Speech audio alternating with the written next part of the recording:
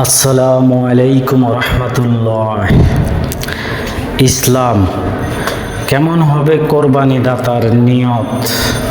ইসলামে তা কি বলে, চলুন দেখি আজকে। ইসলামে কেমন হবে কোরবানি দাতার নিয়ত? নিয়ত শব্দের অর্থ ইচ্ছা, ইসফিহা, মনের দৃঢ় সংকল্প।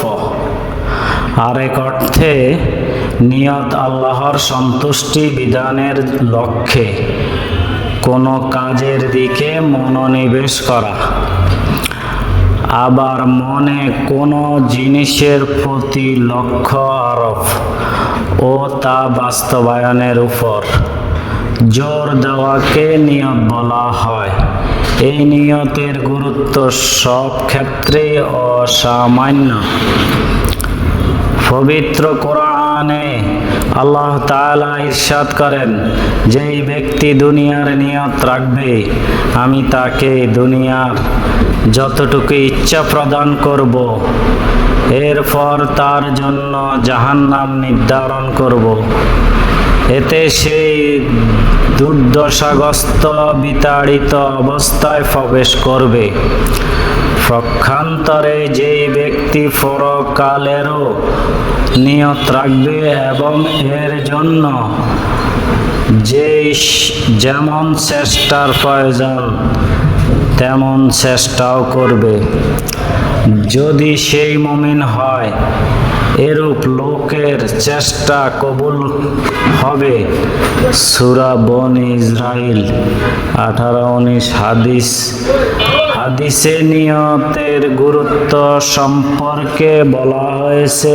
উমর রাদিয়াল্লাহু তাআলা বলেন, রাসূল সাল্লাল্লাহু আলাইহি ওয়াসাল্লাম বলছেন, সব কাজের ফলাফল নিয়তের উপর নির্ভরশীল, আর প্রতিটি লোক পরকালে তাই পাবে যা সে নিয়ত করেছে। সুতরাং যেই ব্যক্তি আল্লাহ ও রাসূলের উদ্দেশ্যে হিজরত করে তার হিজরত আল্লাহ ও রাসূলের উদ্দেশ্যেই হবে। আর যেই ব্যক্তি দুনিয়ার কোনো স্বার্থ উদ্ধারের নিয়তে হিজরত করে মূলত তার হিজরত সেই উদ্দেশ্যেই হবে। বুখারী ও মুসলিম।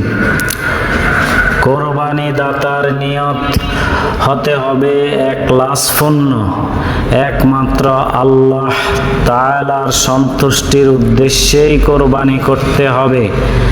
মাংস খাওয়া বা মানুষের সামনে বড়লোকি জাহির করার কোনো বাসনা অন্তরে থাকতে পারবে না।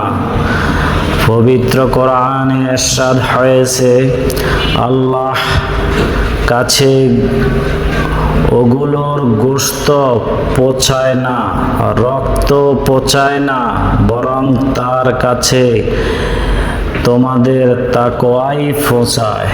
সূরা হজ 37। ভিডিওটা ভালো লাগলে একটা লাইক কমেন্ট দিয়ে যাবেন ও ভিডিওটা বেশি বেশি করে শেয়ার করে দিবেন।